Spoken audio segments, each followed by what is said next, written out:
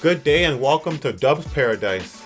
I'm Dub, short for Big Dub, and remember, do not waste time on nonsense.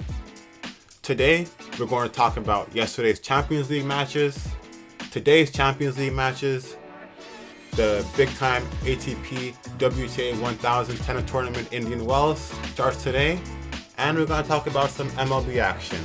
So as I predicted yesterday, Bayern won their game rather easily. They really showed up and performed for their fans. They didn't want to go out like an embarrassment like I said they shouldn't. They won 3-0. And now they're moving on to the quarterfinals of the Champions League, which was expected from them at the start of the season. Harry Kane, he showed up as usual to perform for Bayern when it counts. We'll see what he does later on in the Champions League. We'll see what he does as the Bundesliga goes on. But yesterday he improved. He got two nice goals, or two tap-in goals, but goals are goals, especially when they're hard to come by and especially when there's a lot of pressure on you for not performing for your team. I gotta say though, that goal by Thomas Müller was great. When I went in, I didn't even realize that it was him who scored the goal because De Ligt's shot off the corner and at a time at the end of the first half of all things was like a laser right to Thomas Müller's head and he just nailed it right in. That was a nice goal and I was surprised that it went in. But that was pretty cool to see. And as I predicted yesterday, which was also not really that hard to predict, Paris Saint-Germain won, led by 2 goals from French star Kylian Mbappe. And like I said yesterday, he's going away from Paris, so he's got to try to at least show what he can do this year. He's always shown it, but it's just because the France League, League One, isn't that difficult. Like, they're just rolling through, not so much competition. But then when you face the real teams, like the teams from Germany, the teams from England, that's when you start to get some tough matchups, and especially from Spain.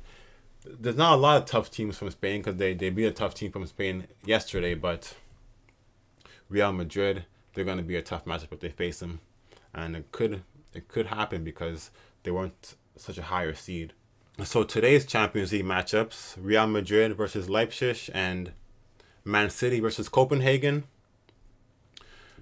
What's going to happen in these?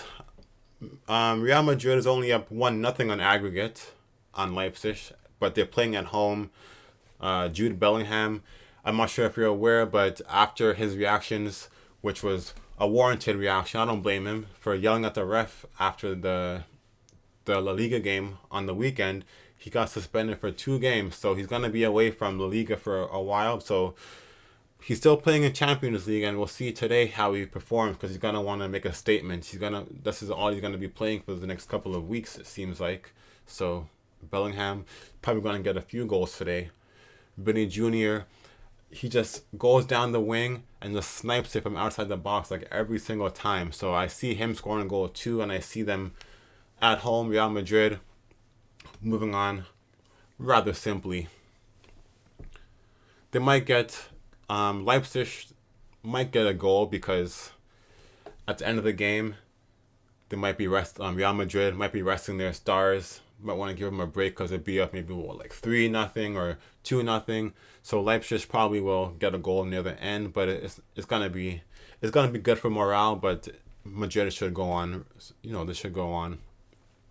Man City, on the other hand, they're at home today versus Copenhagen, and if on the road they won 3-0. Right now they're up 3-0 on aggregate. So if they won by that amount on the road against a team like Copenhagen, who I'm not saying they're not a good team, but compared to Man City, they're not a good team. So Man City might score like 4 goals today. It might be 5 if they're feeling dangerous. They might have Phil Foden, Erling Haaland. They might have waken up feeling dangerous today, and they might just feel like scoring as much as possible. So I feel like Man City will take care of business. Not really any threats. Might take off their stars after like 60 minutes. You never know. So I predict 4-0. I'll predict a 4-1 Man City win, and I would say Holland is like automatic. I would say, but I can't really say who's gonna score. Like I don't want to bet on Phil Foden to score because it seems like it's too good to be true that he's gonna score, but he's just so good. So how can I deny him a goal? If I was betting, which I'm not betting, but you never know, I might bet. I might give Phil Foden a goal, but his odds aren't even that high. I checked, so when you won't win that much money, you got to put it together with Holland and then some other parlays. But I don't want to talk too much about betting because I don't want to make whoever's listening lose any money. So that's just what it is. All right, so it should be some good matchups today. I'm going to be watching Real Madrid and Leipzig and Man City Copenhagen at the same time. It's nice to have a couple of screens and a subscription. And while I'm watching that, I'm going to be watching some Indian Wells. Now, yesterday, I mentioned that Nadal and the Canadian Milos Raonic is going to be playing today at 2 p.m., but I just checked the schedule and they're playing tomorrow. So I'm kind of disappointed because I was looking forward to that, and it seems like today there aren't really that good matchups, not that exciting that you want to see. It's only the first round, so it's not going to be that great of matchups. Everyone who's listening might have their own favorite players to talk about. They might want me to talk about certain guys, but all I know is like Christopher Eubanks is playing today, and he's playing another American, and that should be I hope that he plays well. I'm not sure how much he gets paid to be a commentator on ESPN once he's eliminated, so hopefully he'll want to perform well in Indian Wells before he goes back to commentating, because he's good at commentating, but tennis he's got to try to find what he found at Wimbledon last year and really do well. Today there aren't that many great big matchups on the women's side either. You got the only one I'm really familiar with, or only one I've really heard of, is Paula Badosa from Spain. And when I started watching tennis last year, 2 years ago, she was ranked like relatively highly, and I don't know what it is, but it seems like she's just falling off. She maybe wins the first round matchup against like way lesser competition, and then when she goes to the second round, she gets wiped off the floor. And to be honest, in my opinion, it could be because she's not focused on tennis. She's focused on dating Stefanos Tsitsipas. And it seems like with him too, he was ranked rather highly when I first started watching tennis a few years ago, like top 5, top 10.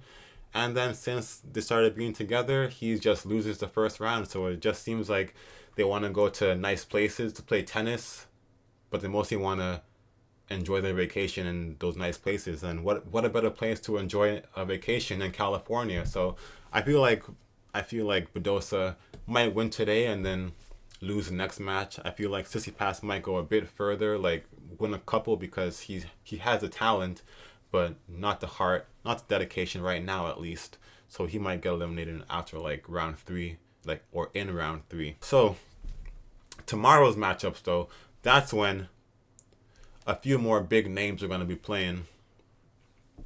On the men's side, you're going to be able to see Rafael Nadal versus the Canadian Milos Raonic. You're going to see the Frenchman Guillaume Monfils. You're going to see the Swiss Army knife Stan Wawrinka. All those guys. Another Canadian, Shapovalov's playing tomorrow. So they should all. You think they should all come away with wins? Monfils, Wawrinka, Shapovalov. So hopefully they can get some momentum from their win, get some confidence, and move on. I like Monfils, like I said. I like French. I like Wawrinka. He's like an old legend in the game. Shapovalov, of course, is Canadian. He's been ranked rather highly, but same thing with like Felix and other Canadian tennis players. They're just not consistent. But obviously, what everyone's looking forward to is, even if you're not a Canadian, Milos Raonic versus Rafael Nadal. Two legends of the sport, especially Nadal. I don't got to say more about him. It's going to be interesting to see who comes out that game. Nadal's coming off some injuries, took some time off just for this tournament. Raonic, I think he's going through the same thing. Hasn't really played since the Australian Open, and he's been taking time off just for this tournament. Like I said yesterday, Indian Wells is really when the tennis season starts to get into motion. This is what the big players they want to at least perform. I feel bad for Raonic that he has to go up against a legend like Nadal in his first matchup. I don't know what's gonna happen. I feel like both have great storylines. I feel like Canadians would mostly want Raonic to win, of course, but like tennis legend Nadal, you want to see him go out strong. Like he's been bit by father time. Of course, it happens. You can't blame the man. So he's gonna have the crowd with him. He's gonna have motivation with him, like anybody else. But just the skill and the legendary status. Sad to say, I think Nadal's gonna pull it off tomorrow. But Raonic, he's gonna be in California. Hopefully he can enjoy his time. Maybe he's playing doubles, or maybe he's gonna do like mixed doubles. So hopefully he can win a few rounds and earn some money, and just enjoy his time. But I don't want to make any real predictions, but I'll go with Nadal tomorrow. All right, so a lot of tennis talk. Not too many things going on in the other worlds of sports. NHL had a quiet night. The Leafs are off. There was a few good games, but nothing to write home about. The trade deadline is going to be on Friday, a few days from now. My Washington Capitals, they traded for some draft picks. They traded Anthony Mantha, which is good. Get rid of Mantha, get some draft picks, and send him to a team where he can be useful. I thought the Leafs would want to maybe trade for him, but I guess they're not looking for anything right now. It's hard. The Leafs. Oh man, I don't want to talk about the Leafs right now. We'll see what they do. They're playing tonight at Buffalo, or against Buffalo. I'm not sure if they're home or away, but against Buffalo, I hope they win. They got wrecked against Boston 2 nights ago. So they got to redeem themselves against another rival, Buffalo Sabres. Not too many actions going on in the NBA last night either. It was a pretty quiet night. Boston Celtics, they blew a massive fourth quarter lead. They were on a 11-game winning streak, and they blew that lead against the Cavs. Max Strus 5 for 5 from 3 in the fourth quarter. Like sometimes things like that happen. I wouldn't really blame Boston. It's hard, but it's hard when you got people just catching fire out of nowhere. You can't really blame them. Of course, they could have done more, most likely, but I don't think they're stressing out too much about that. And the Cavs, of course, are a good team. Phoenix Suns, without Devin Booker in the lineup, they beat Denver Nuggets in overtime last night. That was a good game. Kevin Durant, he still got it. But what everyone was talking about yesterday, most likely, was the Dodgers. Shohei Ohtani was playing against his former team. He was in the lineup, and it looked like from the Dodgers lineup, that was going to be what their opening day lineup would look like. You got Mookie Betts starting at leading off the batting lineup. You got Shohei, you got Freddie Freeman, and that's a deadly top three, I tell you. Shohei, everyone was watching and see what he would do last night. He's batting like over 700 in preseason, but he struck out twice. First 2 at bats, he struck out. Obviously, doesn't mean anything. He's still the GOAT. I don't know if I want to call him the GOAT this season because he's not pitching. It's tough because he's not pitching, and on the Dodgers, there's Freddie Freeman, like I said, Mookie Betts, who are just as good as hitters as he is, if not better.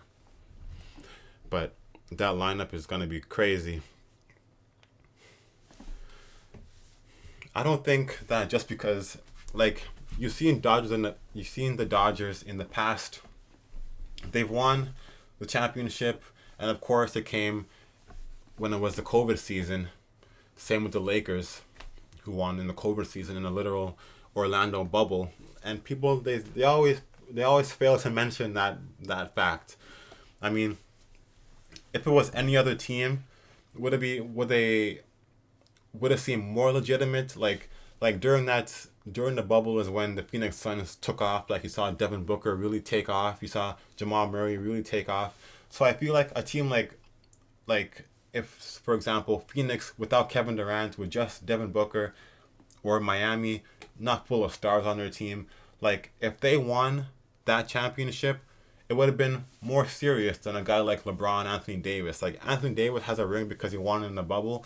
Like I wouldn't count that as like an official championship ring. But it wouldn't be the same if for example Phoenix won that, because that would be good momentum. It'd be like, for example, like the Lakers winning the bubble championship is pretty much like winning the FA Cup. If you watch football, if you're aware of the FA Cup, it's bigger than the Carabao Cup, but it's not prestigious as if you'd actually win the actual Premier League title. So the Lakers, and like they won the in-season tournament, and it's like, what, LeBron has what, like 10 rings now? They're gonna say, no, come on, you gotta relax, please, just relax. But back to the MLB. I kind of go on a tangent sometimes, but back to MLB. The Dodgers, they're expected to win the championship. They're heavy favorites, no wonder.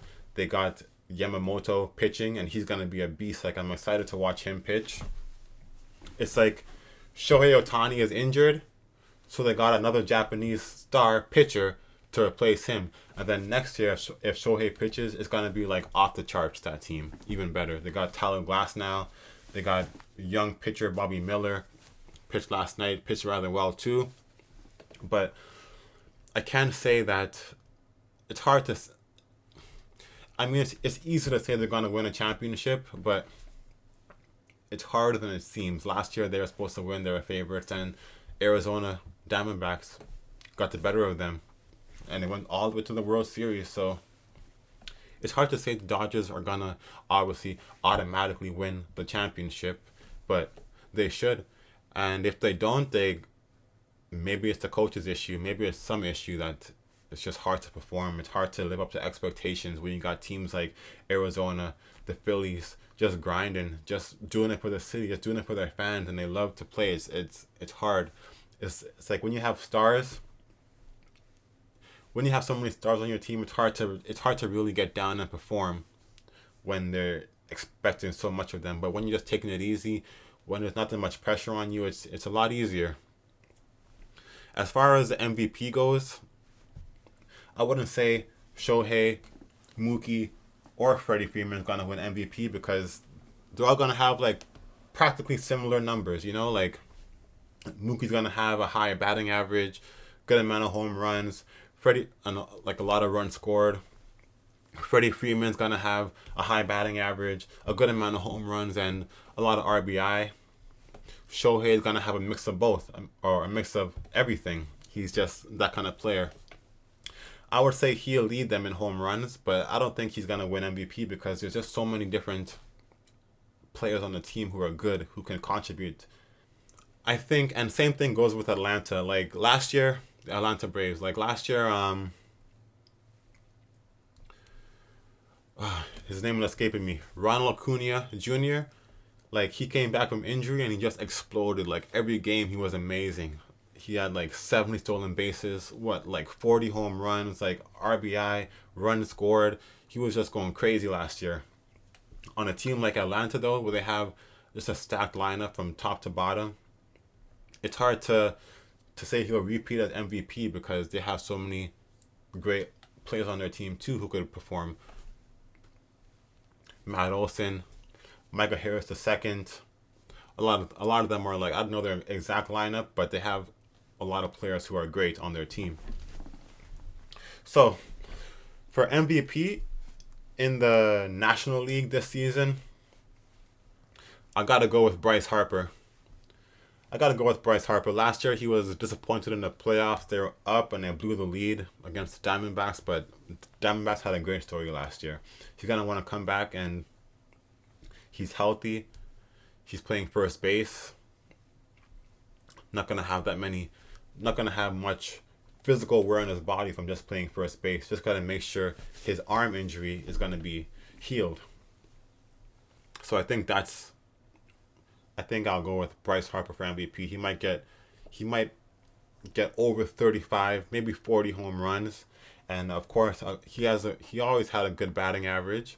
He always got a lot of RBI and a lot of runs scored, and he's in a good lineup too. But they're not stars like the Dodgers have or the Braves have. Like Trey Turner, he's a great player, of course. Alec Bohm, I have him on my fantasy team. He's a great player, or could be a decent player. But Bryce Harper is like the heart and soul of that team. So if the Phillies have a good record, they just re-signed Zach Wheeler. If the Phillies have a good record, I think Bryce Harper will win MVP. In the American League, it's kind of tough to predict MVP. There aren't a lot of high-level teams that would have like a great record, I would say. You could say like the Central, like they're a wash as far as MVP goes. Like Bobby Witt Jr. is great, but the Kansas City Royals like aren't that great. In the American League West, the Astros, Texas Rangers, they're gonna have their MVP candidates: Yordan Alvarez, Kyle Tucker. You're gonna have on the Texans or on the Rangers. I'm thinking NFL, but on the Texas Rangers, you're gonna have Corey Seager, just a massive beast.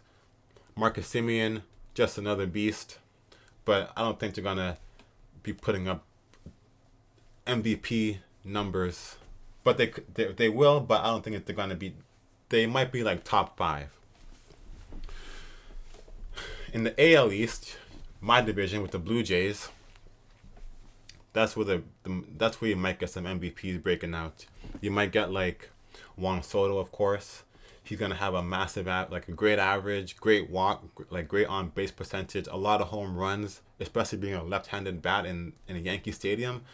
Baby, he might get like 50 home runs, more than Judge. I would say Juan Soto this season will get more home runs than Aaron Judge. He could be a top 3 MVP candidate. On Baltimore, you don't really have that many. Like, they're all young and they're all trying to perform like MVP candidates, like Adley Rutschman, but he's only a catcher. Gunnar Henderson is still young. I'm probably forgetting some people, but like they have a young prospect, Jackson Holliday. Yep, he's might win Rookie of the Year, but maybe I'll pick like Wyatt Langford for that.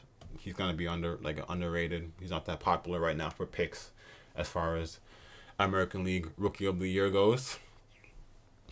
So but my guy this is what I want to bring up.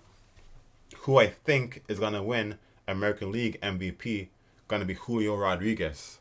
He's gonna have over 30 home runs. He's gonna have stolen bases. Should have a good average. Should have a good on base percentage. The Mariners should be a playoff team. They got pitchers.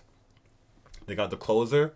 And they got good offense. They got a good enough offense led by Julio Rodriguez to win, to maybe threaten in the AL West. Maybe threaten. We'll see. But we see what the stats are like. But I would pick Julio Rodriguez for American League MVP. My boy Vladdy Guerrero Jr., Bo Bichette. They're MVP caliber players. They have the talent, they have the potential, but it's all if they put it together. And I have hope. Every year I have hope that Vlad is gonna perform like his dad. Like what Vladdy did like 2 years ago, post COVID season with almost 50 home runs, a great batting average, but he's just not taking it seriously. I don't know why, but he would be like a dark horse MVP candidate, because it's like if he plays to what he can play like, he's an MVP. Bo Bichette, MVP. It could happen, but I don't have any hope in the Blue Jays. Well, I have hope, but I don't want to get my hopes up. That's just the way it is, sadly. Okay, so there's like there's not so many sports to talk about. Not so much things happening these days. Tomorrow's gonna be practice sessions for Formula One and for the Saudi Arabian Grand Prix. We're gonna see what kind of changes Mercedes have done, but of course we're just waiting for qualifying on Friday. We're gonna see some results for the Champions League tomorrow.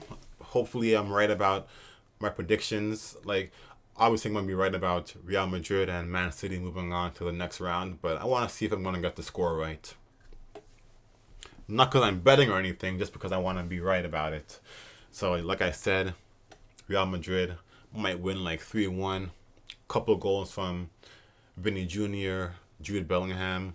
Man City might win like 4-1. And Foden might get 1 goal. Haaland might get 2 goals, and another goal is like up in the air. It could be Julian Alvarez. It could be Rodrigo. It could be Bernardo Silva. It could be anyone. They're just gonna have fun today. I feel like they're gonna like get that first goal, and they're just gonna be having fun the rest of the game. So tomorrow I'm gonna talk about those results. I'm gonna talk about the Indian Wells results, and setting up the day's matchups for Indian Wells. Like I said, Rafael Nadal and Milos Raonic, Gael Monfils, Dan Wawrinka, Denis Shapovalov playing tomorrow. So gonna be more talk about that going on.